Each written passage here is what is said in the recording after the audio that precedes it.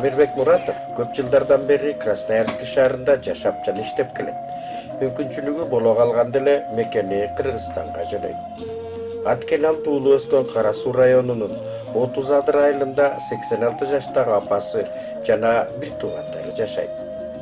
Келери менен бир туугандарын чогултуп алып, айылдын четинде жайгашкан атасы жаткан бейитке келет.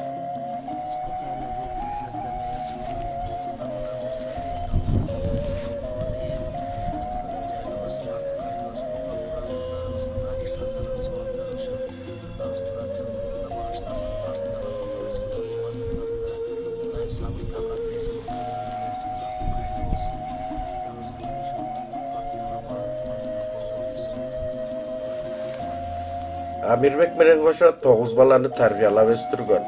Бир кезде Кара Суу районунун 30 Адыр совхозунун алдыңкы чабандарынын бири болгон Муратов Турат кандай адам болгон? Ал артында эмне деген из калтырды?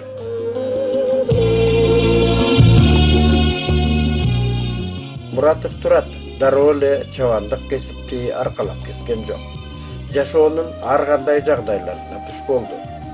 Адегенде Ош шаарындагы педагогикалык окуу жайга кирди. Бирок көп адамга баш ие бербеген чалпоо мүнөзү бул окуу жайды бүтүүгө мүмкүнчүлүк бермеди. Эрке болуп, аттын жакшысын минип, кийимдин жакшысын кийип, ошентип жакшына болуп чоңойду. Окуудан чыгып кеткенден кийин Муратов Турат Бердиева улук менен баш кошуп, андан кийин Советтик армиянын катарына кызмат өтөөгө жөнөп кетти. Аскердик кызматты Чыгыш Казакстан областынын Зыряновский шаарында 1949-1952 жылдары өтөп, 1952 жылы өз мекенине кайтып келди. Эми илгерки заманда ушу ата эне бар деген жерге бара берет элек. Анан ошолор кайнене кайнатанын тилин алып жүрө берет элек күйөөм менен. Чаң кыз бала эле. Эркераак эле сал. Ушу жакшы эле жүрдүк. Жакшы эле жашап, жакшы эле жүрдүк. Советтик армиянын катарынан келгенден кийин жаш жигит бир нече убакыт өткөн соң эмнегедир өз каалоосу менен милиция кызматкери болуп эмгектене баштады. Бир нече жыл иштегенден кийин бул кызматтын өйдө ылдыйы көп болгондуктан ал милициялык жумуштан да кетип калды. Бир жылча атасы Муратка жардамчы болуп иштеп жүрдү. Ошол кезде Кыргызстан боюнча Улуш-Шихиндин ак койлорунун уяң жүн үчүн малдын башын көбөйтүү маселеси каралган. 30 Адырда да ак койлордун саны мурдагыга караганда көбөйүп, жаш чабандарга болгон муктаждык өскөн. Биздин каарман эч ойлонбостон туруп бир короо кой алып багууну чечти. Бекеринен элибизде тамашачынын аралаш чабандын иши чатак иштеп койбосо керек. Анткени чабандар жайдын аптабында да, кыштын кыраан чилдесинде да жүздөгөн койлорду аман эсен асырашы керек. Бул оңой олтоң жумуш эмес. Турат абага өйдөдө өгөп, ылдыйда жөлөк болуп, жубайы улук, түмөндүү түйшүктүү кошо тартышты. Биз кой чалбай иштедик, ушу балдарды жакшыраак багайлы. Ушулар жакшыраак неме болсун деп. Кыйналбай жакшы карайлы деп. Анан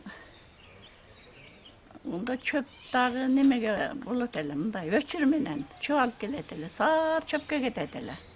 Жемге кетет эле, майга чейин чөп жем берет эле. Анан биягын мен карап турат элем келгиче, кой чалып албай бактык. 30 Адырдын 1000 эркек коюн багып жүрдүк. 2 машина алдык. Бир Нива, бир Жигули. Онда машина жок. Баштап тоз менен барат элек, кусуп. Машина алгандан кийин өзүбүзчө эле кеттик. Барып аттык, жакшы жашоо, жакшы эле болуп кетти. Чабандын балдары да каникул учурунда жайлоого кетип, Kışkısın mektepten gelgenden keyin malçılıktın tүйшүгүн кошо көтөрүштү. Атабыз бизге убагында жакшы тарбия берген. Андай жакшы тарбия бергени катуу кармаганда эле жакшы болгон экен. Кийин көп пайдасы тийди. Убагында таарынып жүргөнбүз. Бирок рахмат ошондой тарбия бергенине. Бир эсимде, ошо атам экөөбүз бул жактан атам жардам берип, ошо айылга кой айдашып кеткенде, мына Карагиндиктен Арчатыга ашып кетчү бир ашуу бар. Ошол жерде биз түнү ошол ашуунун үстүндө калып кеткенбиз. Ошондо атам экөөбүз ал жерде башка чабандар жок, алар алдыга кетип калган эле. Анда ошондо биз ошол жерде калып, бул жактан карышкырлар уулуйт. Анан ошо түнү менен карап чыкканбыз. Анан дагы бир ошондо бир эсте каларлык, ошондо атам экөөбүз чай кайнатып, арчага чай кайнатып ичкенбиз да.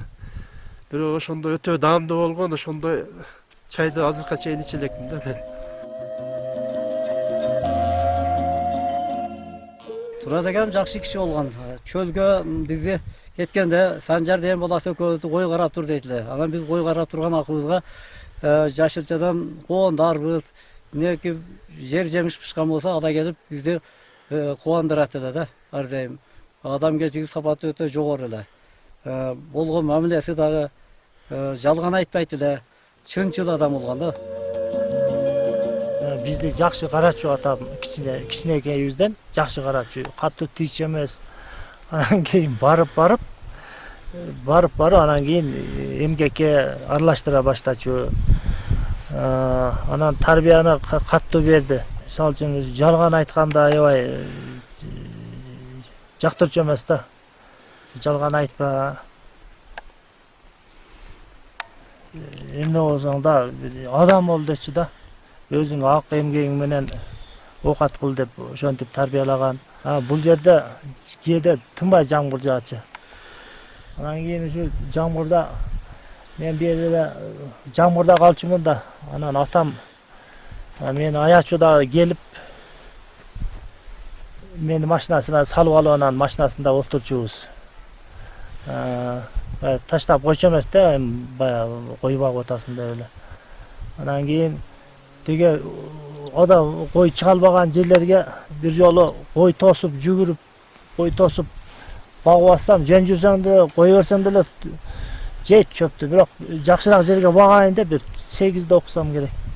Анан бияктан совхоздун директору келип анан кийин чабандарга көрсөттү, анан айтыптыр да, койду мынантип багыш керек депчи.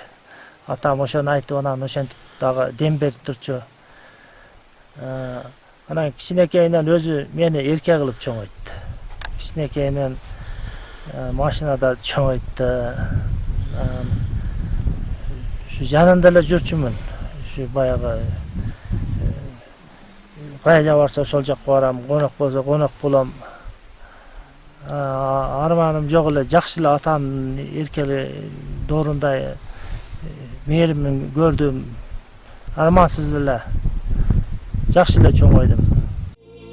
Биз кимге гана кайрылбайлык, баардыгы бир ооздон Муратов Тураттын жаны тынбаган иштерман экендигин, балдарын эмгекке тарбиялап, катуу талап кое билгендигин белгилешти. Урматтуу аксакал Турат акабыз менен көп жылдар бирге жүрдүм, көп жылдар коңшу болдум. Эми биздин аксакал акаларыбыз эле. Анан эми Турат аканы мен бала кезин жакшы эскере албайм, ондо мен жаш элем. Кийинки мезгилдерде мына Отсадыр совхозунда кой багып, эркек кой багып, эң алдыңкы жүн берип, алдыңкы көчкө этке тапшыргандардан чоң-чоң сыйлыктарды алып, эл озунда эмгектин үзүрүн көрүп, бала чакасын бардыгын окутту, жайлаштырды. Жеңебиз бечара ошону жайды жайлай, кышты кыштай короодо жүрүп, жеңебиздин эмгеги көп салып. Ошентип совхоздун ойлорун багып, бала чакасын багып, көп үзүлдүү эмгек кылган киши эле. Анан ол абамдын пейили, характери, мүнөзү өзү мээрбан. Анан кийин катык айтып, мисалы үчүн бирөөгө жакшы насаат укпаса, башка кылбаса, катык сүйлөп туруп, анан bir жарым саат, 1 сааттан кайта жазылып кетчү. Ошондой пейилдер бар. Лакабыздан бирөө капа болбойт эле. Катыбайса жарым сааттан кайтып жазылып, өзү сылык мамилеге келип калат. Эми бул ар адамдар кандай кыял болот, турат экем жакшы сапаттары көп. Туура эмес иш кылсаң, же болбосо койду жайыптан бир жакшы жака бурбасаң, же болбосо койду бир эрте туруп айдабасаң, же болбосо убагында ошо койго бир көңүл бурбасаң, ошондо ката кайтат. Мынаны мындай кылбадың да, же болбосо эрте туруп айдабадың да. Сен ушул малда 1 саат мурун чыгарсаң болбойбу эле. Же болбосо эрте туруп мага койду саарык чөйүн салсаң болбойбу малга сен. Же ошол өзүңүн кылбаган каталык кемчиликтериң айтат. Анан эми бул киши арак турасын эми көбүрөөк катуу тиет. Эми өзү башынан көп нерседе өткөн үчүн мага көп насаат айтат эле инем. Арак тубагында мен ичкенмин. Бирок ушу арактан этият болдум. Ушуну эртерээк туруштун жолун кылган. Жора жолдошу менен болот. Кийин буну таштагандан жора жолдошуң жок болот. Өзүң турмуштун калыбын кандай жүргөнүн кийин сезесиң деп ушундай жакшы насааттар мага көп айткан турат. Адам негизинен бизди кичинебизден катуу тарбиялаган, өзү катуу болду, тартип катуу кармаган адам болчу негизи. Анан катуу уруп, токмоктоп жатып, катуураак урушуп коюп, анан аркасынан келип эле анан неме сүйлөй берчү. Мен эмне дедим деп. Көңүлүн алчу эмес, анан кек сактабайт эле. Тез ачуусу келет, тез ачуусу тарайт эле да. Анан жоопкерчиликтүү бир нерсени койду, ошол ишти аткарышың керек болчу да. Мына ошондой тартипке өстүгөнбүз. Жоопкерчиликтүү негизи азыр өкөлөрү, мен бар, семьябызда бардыгыбыз ушу жоопкерчиликтүү, ошо тартиптүү болуп чоңойдук го, Кудай кааласа. Ошо атамдын тарбиясынын негизинде. Мен кесип тандоомо атамдын таасири тийип калды. Негизи азыр мен затени кесипте окудум. Мен 70-жылдары атам шаарда милицияда иштечү, анан келип айылга келип анда мындай иштерди иштеп жүрүп, анан 70-жылдары совхоздун амалда чабан болуу деген популярный али ардактуу иш болчу бардыгы эле. Анан атама ишенип бир токту бир корогой беришкен. Ошондо мен жана да бир Мамасайыр деген акем экөөбүз барып, атам үчөөбүз барып койлорду бөлүп алып келип, бир короого камаганыбыз, бир короодо биринчи төрөгөн күнүбүз алигиче эстен чыгылат менчи. Толкунданып, неме кылып, биз аны ушундай кой багып неме кылып атабыз. Ал мезгилде жаш болчубуз да. Анан күндөр, жылдар өтүп, анан алайга каттап, жайлоолордо жүрүп, ысык суун тартып, мен жаштаймын ошо немеде көбү аралашып, атамен кошо жүрүп калдым. Анан жана бизде Апсаттар деген аксакал болгон, жана кой ферма, өзүбүз эле агаларыбыз болот. Анан ак көңүл жакшы адам болчу да, адептүү, тарбиялуу, маданияттуу. Анан биз жаш балдар эмнени күтөбүз? Жакшы сүйлөгөн адамдарды. Анан жайлоого барганда Апсаттар акабыз анан кой ферма. Алма, өрүк, немелерди, коон, даруздар жүктөй барчу да. Анан кой ферма жайлоого же короолорго барган биз үчүн майрам болчу да. Балдарга кант, майда шүйдөл алып барып, балдардын көңүлүн алып, анан тесе чабандардан кабар алып, камкор адам болчу да. Анан мен өзүмчө ниет кылчу элем, мен да Кудай кааласа чоңойсом ушу атам жолун жолдоп чарбада ушу кишиге Апсаттар ака окшоп мен дагы затейник болуп эл аралап ушу чарбага иштеп мен да ушундай бир актив болуп иштесем деп ниет кылгам кичинемденчи. Эми Турат акам менен биз үйүбүз тийишип кошуна отурат элек. Мен кичинекейимден бери билем, Турат акам бизден улуу чоң аксакал немебиз, агабыз. Бул адам насааттарын көп айткан, жакшы иштеген, балдарына дагы туура жакшы мамиле түзүп, бизге окшогон инилерин ham туурунда көргөн жерде жакшы кеңештерин айтып ушу жүргөн киши эле. Анан өзү кичпейт, жакшы адам эле. Ушу атка кызыгат эле бул адам. Атка кызыгат эле, атты өзү улак чаппаса да атты жакшы кылдап, ушу неме кылат эле, атты жакшы аттарды кармап, жакшы аттарды ушу мисракаларга чаптыртып, Ondan keyin balası Temir деген balası var. Bul çap şu jakşı nemelerde bulup жүрдü.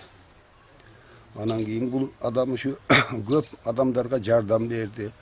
Bunday kambagал bir nemelerge, kolunda жоқ nemelerge şu berip şunday kılıp жүрген adam. Ошо мен төрөлгөн жылы атам койго кирип ошол жылы иш баштап кылган экен. Ошодон сайыз таркагыча койдо жүрдүк. Анан ошо атам менен чогуу көбүнчө жүрдүм. Жанымда сырдаш болуп. Кыйынчылык көп өттүм, атам менен чогуу жүрүп. Жайлоодо, кыштоодо анан кийин атам пенсияга чыкканда дагы ошо 7 уулдун ичинен мага ишенип коюн мага өткөзүп берип анан пенсияга чыгып, одон кийин дагы кыйла колдоп поддержка кылып жүрдү. Кудайга шүгүр. Атам ишеничин акташка аракет кылдык. Жакшы тарбия кылды атабыз. Өтө катуу жакшы тарбия берди бизге. Рахмат, ошондой жакшы мындай тарбия берип неме кылган үчүн ушундай даражаларга жетишип иштеп аракет кылып жүрөбүз. Ушундай талбаган аракеттин бала чакасынын кош колдоп берген жардамынын натыйжасында совхоздун гана эмес, райондук деңгээлдеги алдыңкы чабандардын катарына кошулду. Бул Туратабыз мен 1987 жылы окууну бүтүп келип ошол кой чарбасына киргенмин. Ошондо бул Туратабызды мурунда эле таанычыбыз. Ошо окууну бүтүп буларды менен арендага бир жолу ошолор менен иштешип калдым. 88, 89, 90, 93 сен полный аренда бүткөчө биз аренда алганбыз ойлордо. Ошондо бул Туратабыз астыңкы чабандардан бири. Аксакалдардын үлгүсү. Булардын эң астыңкы болуп бул Туратабыз Румыния, Венгрия эмече астыңкы чабандар болуп ойноп келишти. Биринчи бизге сабактарын ошол үлгүлөрүн биз алдык. Аркасында мына иштеп атабыз ошолордун эмеси менен көрбөгөндү көрсөттү, билбегенди билдирди. Чарбалардын кандай өсүшүн, кандай болгонун булар аябай биздин эмебизде үлгүлүү адам эле. Аксакалыбыз муну даш буа деп коет элек. Барганда кел, Осман деп мына энебиз туратын жерде барсаң кел чайды ич, мунаны кыл, мына ишти кылайлы, мынанда немелерди аткарайлы деп астын күлгү болуп, ушу балдарды өстүрүп, балдардын менен астана балдарда чамандыкка кийин барышты. Бир затейник болуп иштеди бу жерде, аягын өстүрүп, жакшы үлгүлүү аксакалыбыз эле. Атам жөнүндө айта турган болсом, мен сөз чоң атам жөнүндө айтыш керек. Атам турат өзү Мурат, чоң атам. Ырга, комузга жакын адам болгон. Анан ошонун таасири менен атам дагы комуз чертчү, ырдачу. Андан кийин ошол адабий китептерге аябай көп кызыкчу да.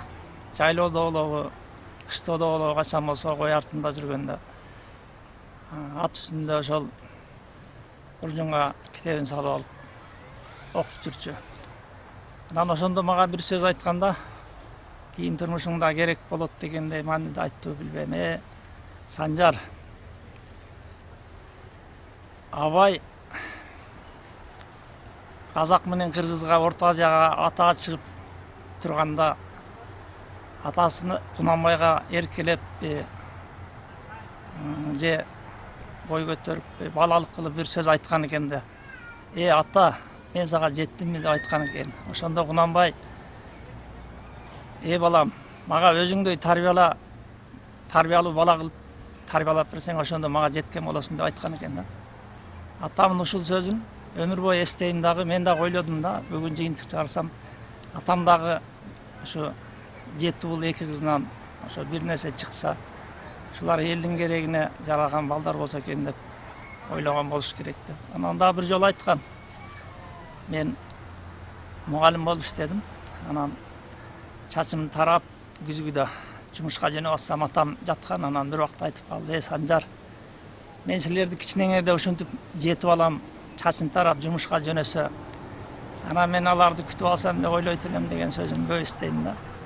Көрсө, ушул ата менен эненин ошо келечекте эл керегине жараган балдар болсо ошол ата эненин бактысы болот экен. Анан эми апам жөнүндө айта турган болсом, аялдын алсыздыгы, аялдын күчтүүлүгү анын алсыздыгында деп айткан да. Анан аялдын эң күчтүү куралы көз жашы дегенде, апам кээде биз чоңоюп калганда шоктук кылсак ыйлапчу да. Мен силерди ушун үчүн чоңойттум эле. Мен силерди мындай нерсени күткөн жок элем дегенде, биз ошону апам ыйлатпаганга, капа кылбаганга аракет кылчубуз да. Анан албетте эми мен ойлойм ушул жаман жолго барган жокпуз. Анан атабыздын ошол жашынан ошол кой артында жүрүп, ысык суукта жүрүп, биз 9 баланы өстүргөн эмгегин аладык, аны актадык деп жакшы эле бала болдук деп ойлойм. Советтер Союзунун учурунда 1960 жылдардын тегерегинде чарбалар ирилештирип, тоо койнунда жайгашкан айыл кыштактар ири, түз жерде жайгаштырылган айылдарга көчүрүлгөн. Muratov Турат туулуп өскөн Кервенкол айылы да дал ошондой тагдырга туш болгон. Аке, бул жерде чоң атабыздын үйү, атабыздын үйү кайсы жерде эле? Бул жерде Турат акамдын үйү эле. Оны камгактар турган жерде биздин үй эле, кошуна үй эле. Бул үйлөр азыр бузулуп, тегизделип кетти. Акамдын дагы бала чагы, жаштык кези, Марежем, Кыймат эжем, Жамила, Артыккан, бир туугандарымдын жаштыктары ушул жерде өткөн. Мен да жаштык бала чагым ушул жерде өткөн. Акам ушул жерде кийин шаардан келип Кервенколдо домодуктун ирик койлорун багып, Санжарбек деген үкөм бар, бул Амирбектердин агасы, чоң акам баласы. Ошол экөөбүз багат элек. Мынабы тектирлер баары ошо атамдын буудай эккен, чогоргон жерлери. Менин агам мындай сөздү бетке айткан, турма-туру сүйлөгөн, андай мындай кышың-мышыңды билбеген, ошон үчүн бүт туугандар сыйлашчу да. Анча-мынча чыр-чатак болуп калса агам чеччү да. Себеби турма-туру сүйлөйт эле, бетке болгондо айтып коет эле. Бизге деле балдарына деле, инилерине деле, карындаштарына баардын бетине айтып коет эле, мындай кылдың, андай кылдың деп эле. Бир жолу мен анда 80-жылдар Ош шаарында милицияда иштечмин. Анан ал кезде элде милицияны сыйлоо аябай күчтүү эле да. Анан ак көйнөк, ак фуражка кийип алып, иштен келип, анан ишке кетип жүрсөм бир күнү чакырып, ишке чыгып кетип атсам үйдүн алдында турган экен. Айберге деди. Не десем, сен мындай жүргөнүң кой. Келген эмнеде отурган кишилер менен келип саламдашып өткүн. Кийин сөз кылат, жакшы атанын баласы эле. Милиция болуп эле мурдун көтөрүп калыптыр деп. Анан ошондо айткандан кийин өзүм сүттүн уялып калдым. Анан келген сайын отургандарга келип салам айтып, учурашып кетчү болуп калгам да. Ушундай нерселерди көп айтат эле да. Анан көчөдө өтүп кетип аткан анча-мынча балдар салам айтпай өтүп калса кокусунан чакырып алып урушат эле да. Сен ким баласың? Эмне тарбия көргөнсүң? Эмне салам айтпайсың деп. Өлгөнчө эле ошо баардыгын тарбиялап жүрүп өтүп кетти агамчы. Ушундай жакшы киши эле да, турма-туру сүйлөйт эле. Аке, бул жерде бир булак бар эле, каерде эле? Кайсы тарабында эле? Мына талдардын ар жагын жылган ичинде Момбулак деген булагыбыз бар эле. Аябай муздак таза суу чыгат эле. Кийин булактын көзүн тазалап туруш керек экен да. Булактын көзүн тазалабай койсок суу азайып калды дейт. Бир убакыт келсе ушул булактын көзүн тазалап койсок жакшы болот эле. Биздин каармандын атасы да жөнөкөй адам болгон эмес. Анын кайратман, иштерман, эң негизгиси чыгармачыл инсан болгондугун азыркыга чейин замандаштары эстеп жүрөт. Турат акамдын атасы Мурат деген абабыз болгон. Бизге жакын аба болгон. Бул 64-65 жылдары Мурат аба менен комуз үйлөнгөнмүн. Мурат абам залкар комузчу болгон. Сөзмөр кыйын адам болгон убагында.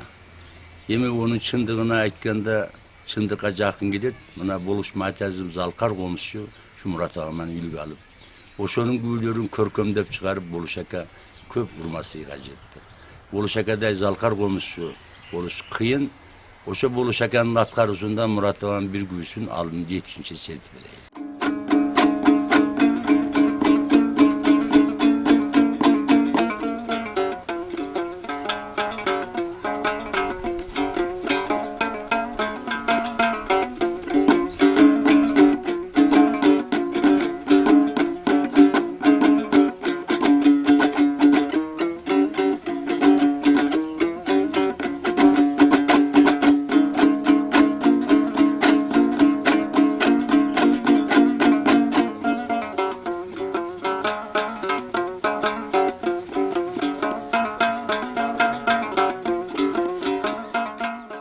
Atam ömrünün ayağına çeyin şu Domoduk'ta işledi. 34. yıldan 38. yılga çeyin kettet aldık. Sapkozun kuragan eken 16 uy 50 koy menen. 4 yılda butuna turguzgandan keyin anan oş Domoduk'un kuraysın dep adam oş Domoduk'un algan eken. 3 günde 36 tamgan tanıgan eken. Bir ayda orus dilini söylep kalgan eken. Oruslar menen koşu işledi. Ошол çoğun çatırlardı tegip ошо soğuşta İran olgun nemelerdi bağışat ele. İşte bir 50 yıl Domoduk işledi atam. Ошо firme olup, başçı olup. Akam ошо atama kömöktöşüp koşu işleşti akamdağı. Atası Murat degen bizden avağız bolgan. Abdan jakşı adam bolgan, biz kiçinekey bolganbız. Te ilgeri kalkozlaştırууdan başlap, şu Sovet doğru küçögөнгө çeyin, uşul kişi özünün ömrünün akırına çeyin, elge oşol maaldagı bir jetekçi, oşol maaldagı çıgan bir insan katarı köp jakşı sapatlары menen bizdin el tanıp kelgen. Oşol avağız çıgarmacıl insan bolgan, komuz çetken, güy oynagan, anan uwagында oşol avağızdağı sizge okşogan bir azamatlar uşunday efirge düşürüp ketpey, taraka kalbay kılganına kede içimiz açat.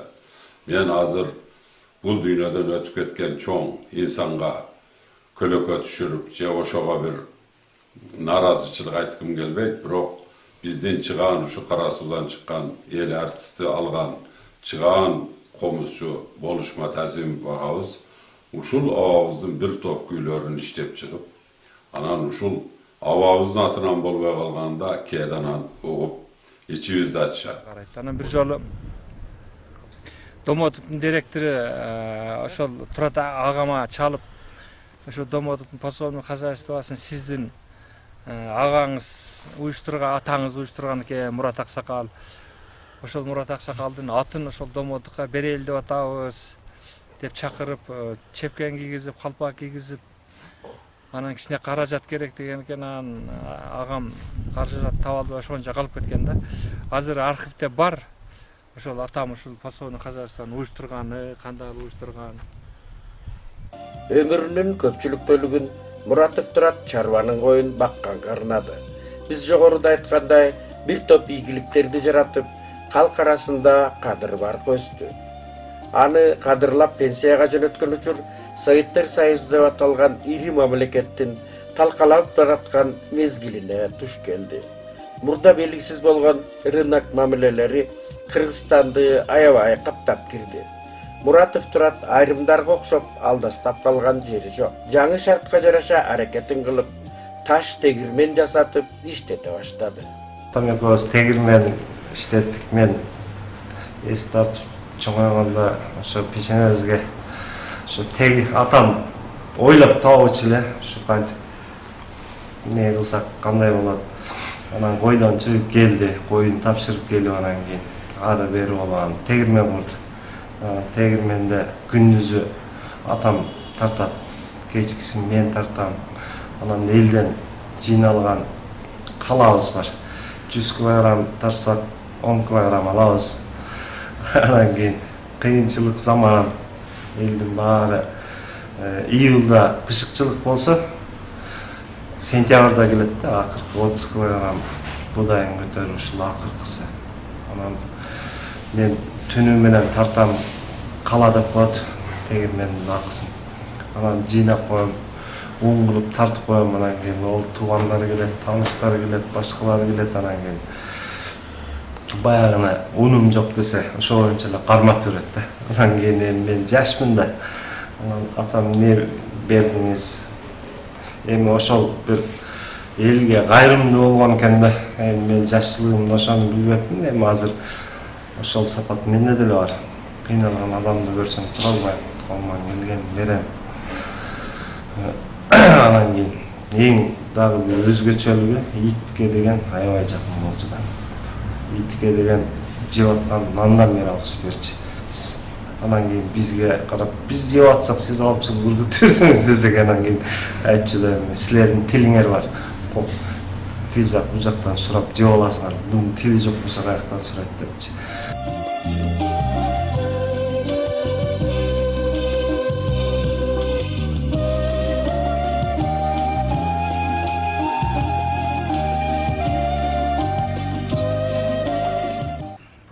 Менин коңшум дагы бул чарбада чогуу иштедик.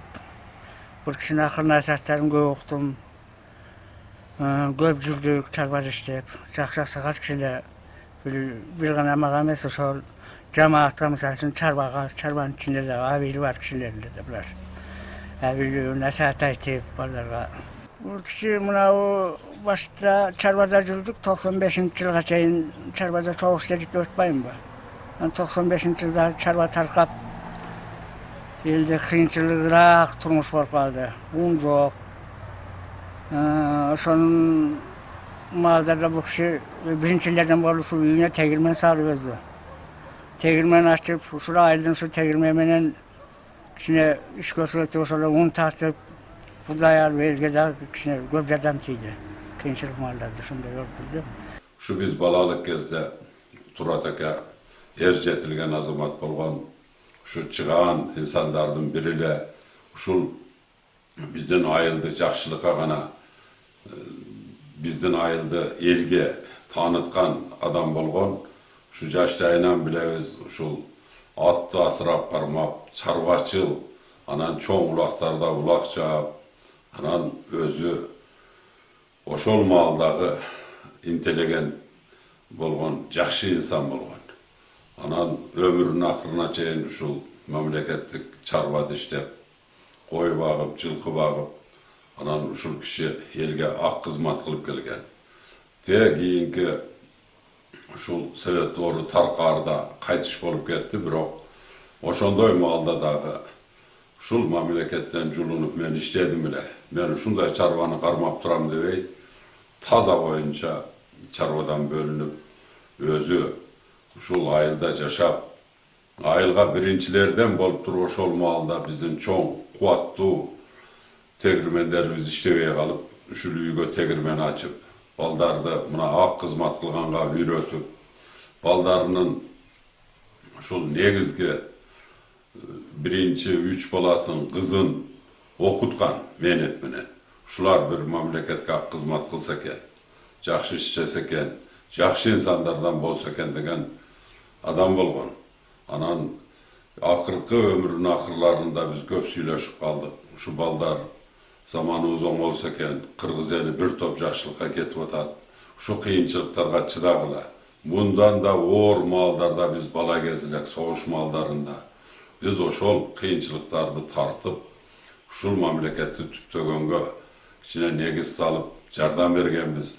Жаштыгыбыз өтө оор маалда өттү. Бирок силер жакшы күн көргүлө деп жакшы насааттарын айтып, ушу эл топтолуп калган жерде үлгү катары болуп, жакшы инсан болгон.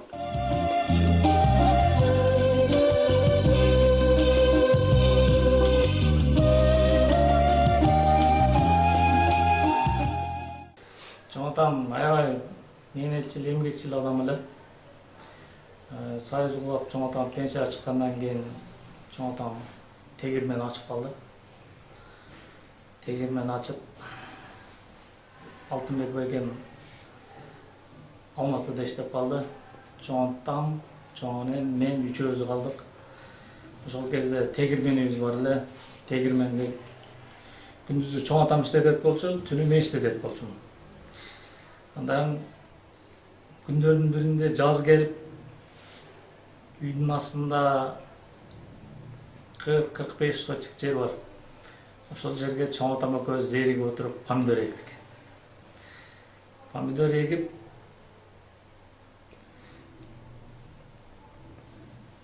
күндөрдүн биринде кошко кеткен болчумун, помидор эгип коюп. Мен келгичек чоң атам ар биринин түгүнө бир койчудан азот салып салыптыр. Uzun болуп өскөн. Деген бул башынан ал башына чаап чыкчек 10-15 күн жалгыз чабам. Кайра башына көктөп чөбүсүп кетет. Кайра башына чаап чыкчек 10-15 күн. Тыным жок. Түнү тегирмен тартабыз, күндүзү помидор чабабыз. Күндөрдүн биринде бышты. Бышканда бул башынан ал башына терип чыкчек бул башы бышып калат уже. Ошентип помидордун баасы аябай төмөн болуп, чоң атам анан аны ысырап кылбайлы деп помидор каккылмай болуп калдык. Айгүл менен Элза деген карындашыбыз бар. Ошол экөө келип кесип берет. Чоң энем үчөө кесип берет. Чоң атам тегирмен тартат. Мен баягына туздайм.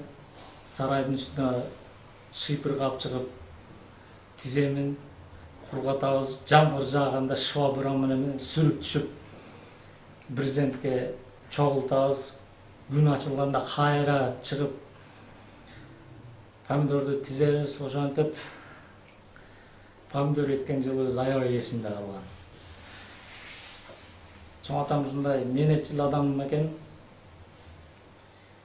Чоң атам менен чоң энем айлап жылдап эле ошо талаалап эле жүрчү. Ошол бала чакасын деле анда санда көрчү. Мен эң чоң небере болгон үчүн чоң атамдын колунда көп жүрдүм. Каникулга бир 5-10 күн калганда эле биз ошо жайлоодо болчубуз. Кайсы жерде болсо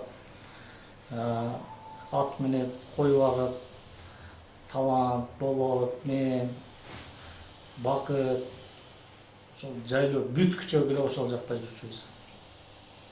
Ошол чоң атам менетчил экен, ошодон тарбия алып эметкен үчүн ушундай Бишкекке келип, кичине ишканаларды куруп, ошол менетчилибиз ошол чоң атамдан калган бизде. Muratov Турат, жубайы Muratova Улук. Экөө тыным албаган эмгек учурунда убакыттын аздыгына карабай бала чакасын татыктуу тарбиялай алышты.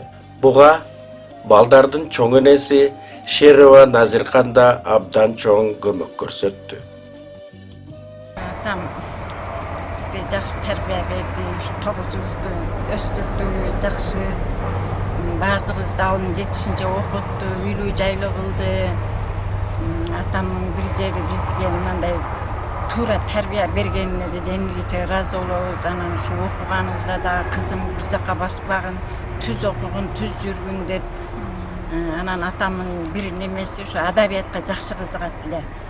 Мен ушу балдардын адабиятка немеге жакын болгонун дагы ушул атамдын тарбиясы деп ойлойм да. Атам көп адабий китептерди алып келип окуйт эле, анан атаман кийин биз алып биз окуйт элек да. Ушу бизге жакшы тарбия берди, жакшы турмушта өстүрдү, бардар турмушта чоңойтtu, 9 бала болсо дагы көп эле жакшы немелери болду. Эми атам ушу биз эч мындай жаман эмесин көрбөдү. Бизге катуу айтпайт эле, бирок атам пешинен өзүбүз мындай сезип турчубуз да.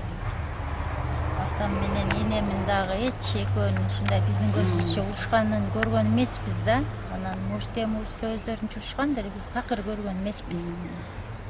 Ошо атам бетке айткан, так сүйлөгөн киши болчу.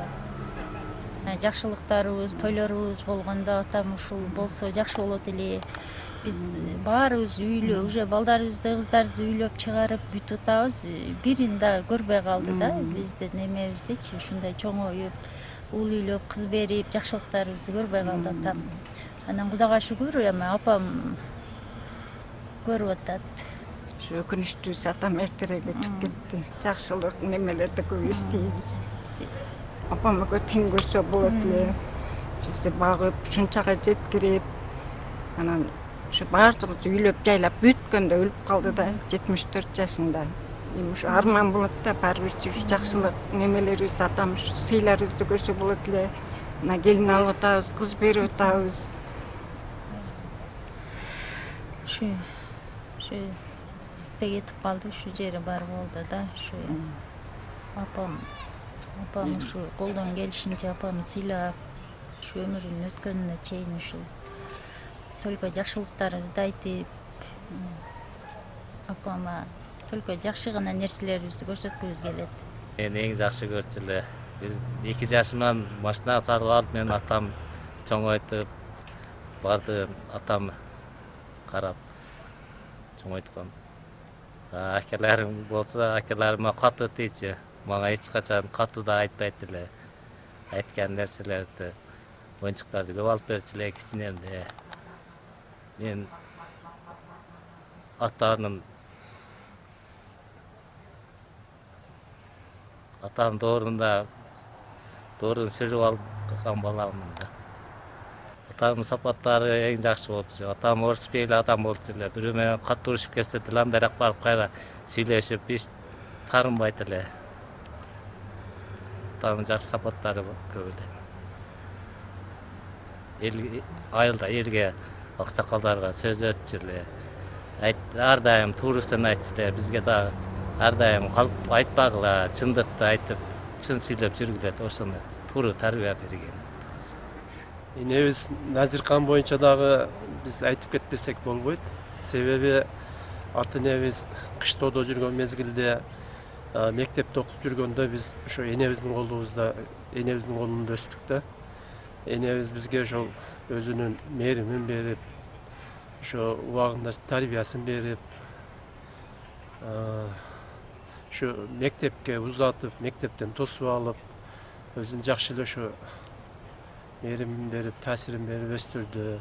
Ошо энебизге да биз чоң ыраазылык билдиребиз. Ушундай бизди ушул өзүнүн тарбиясын берип, ушундай өстүрүп койгонуна.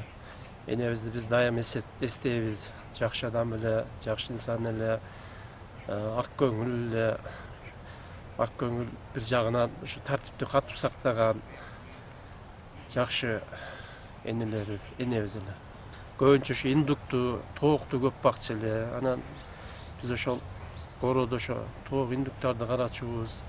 Кээде анан индук тоок сатканда ошо бизди кимибиз бош болсок, бизди ээрчитип алып, көтөртүп алып, ошко базарга алып барып сатып келчү элек. Ал жактан индук тоокторду сатып бүткөндөн кийин ошо бизге ошол урсагыбыз тойгузуп, карусель, башка Навай паркына алып кирип, ошо жакшы ойнотуп, ошол күндөр эсте калды да биз үчүн. Биздин каарман бир туугандары болобу, коңшу колоңдору болобу, күйөө балдары болобу, келиндери болобу, баарына тегиз адамгерчиликтүү мамиле жасаган. Кыз балдарга өтө күйүмдүү, карындаштарына күйүмдүү, эжелерге күйүмдүү болгонда, балдарына да жакшы күйүмдүү, жумшак сөз, мындай адам эле да, кем тез өтүп кетти да. Жакшы, баардыгыбыз ынтымакпыз, Кудайга шүгүр, элдин көзү күйгөн адамдарбыз да, бири-бирибизге жакынбыз. Турат абам мүнөзү кишиликтүү, адамгерчиликтүү, илими жогору эмес эле кыскасы. Мындайча айтканда, адамды кыргыз айтат го, түсүнөн байкаба дейт, тилинен байка дейт айлалай. Ошонун сыңарында Турат акам мына Кудайга шүгүр жакшы жашады. Дагы эле жашаса болор эле. Эми Алланын иши экен. Мына балдары 9-8 баласы бар. Бардыгы жакшы. Турат акам эми кыскасы мүнөзү адамгерчилиги менен айырмаланат эле да. Турат акам менен улуу эле алака кылат элем. Мүнөзү жакшы эле да, чыналы деп мени жакшы көрөт эле. Жакшы адам эле да. Алакабыз дагы мынау deme çaban bolu işte gelince ayavay menem gün kırkımda işletilip jakşı göretildi de kıskası. Abdan jakşı göretilmeli. Aynatam özübüzdün ayıldan ele bir jağa uruğuz boyunca tuğan bolup ketebiz. Andan biz şul Zamira menen tanışıp üylөнгөндөн кийин ушул биринчи чоң күйөө баласы катары мага сый урмат менен мамиле кылчу. Ал киши мурда милиция кызматында иштеп, көп адамдар менен сүйлөшүп, адамдар менен мамиле кылууну жакшы билген экен. Кийин өмүрүнүн акырында пенсияга жакын чабанда кесип иштеп жүрдү. Ошондо болсо дагы дайым машина минип чоң кызматтагы адамдар менен сүйлөшүп, үйүнө дайым конок үзүлбөйт эле. Анан мен мамлекеттик кызматта иштеген үчүн мага сый урмат менен мамиле кылат эле. Дайым балдарымы алып кетип жайлоого, ошолорду жайлоого алып барып, атка мингизип, койлорду бактырып, ушундай жайлоолорду көрсөтүп, көп тарбиялык маанисин берген. Анан ал кишинин мүнөзү ачык айрым, мындай колу ачык, адамдар менен түз сүйлөшкөн киши. Ал эми өмүрү кыска экен, өтүп кетти. Азыр 9 баласы бар. Ошонун эң чоңунан кичүүсү кыз бала менен аялым. Азыркы күндө биз дагы өзүбүз дагы пенсиялык жашка жетип, жакшы үлгүлүү семьядан болуп жашап турабыз. Чындыкты жакшы көргөн, чындыкты сүйлөгөн адам эле. Мисалы үчүн мен сүйлөп аткан сөзүм туура болбосо дагы, жанындагы чужой эле башка бирөөнүн сөзү туура болгон болсо, ошонун сөзүн жактап, мен бул бир тууганым эле, ушуну колдоп коеюн деген характери жок эле да, ушундай прямой түз адам эле.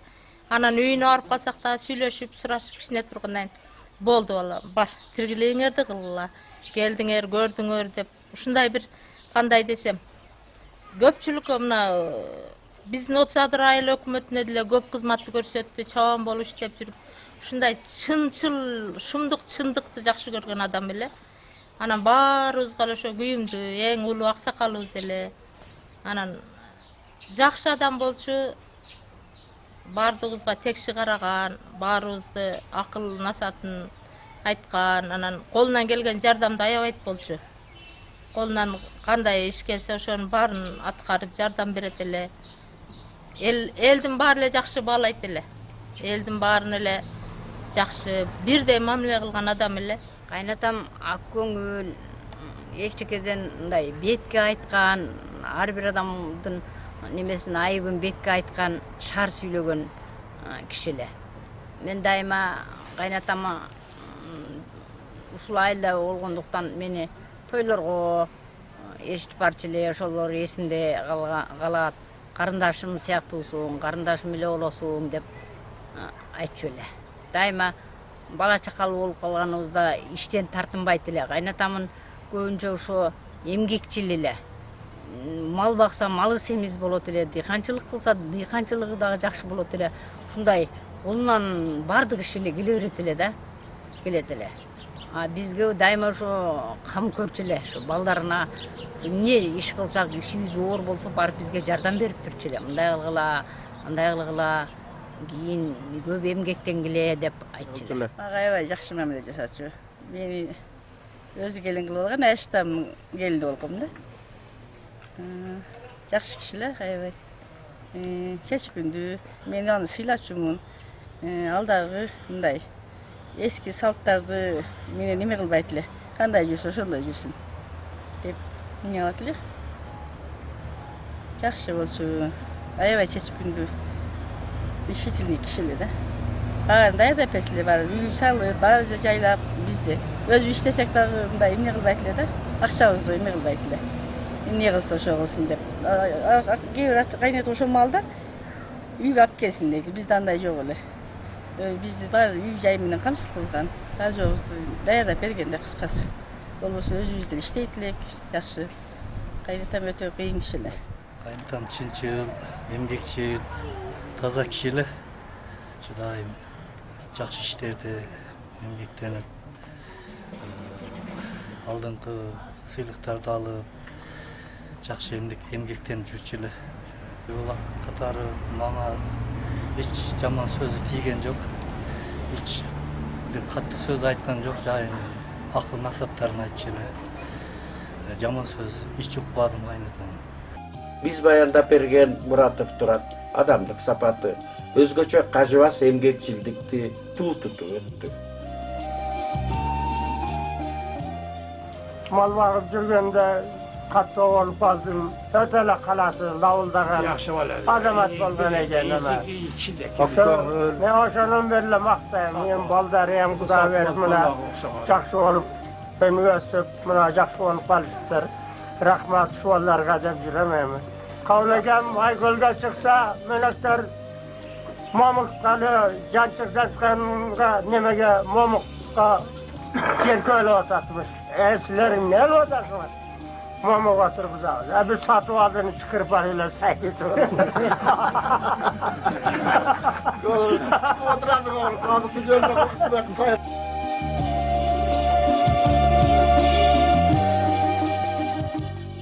Анын артында калган балдары, небере чөйрөлөрү анын атын жерге түшүрбөй, тукумун татыктуу улантып келүүдө.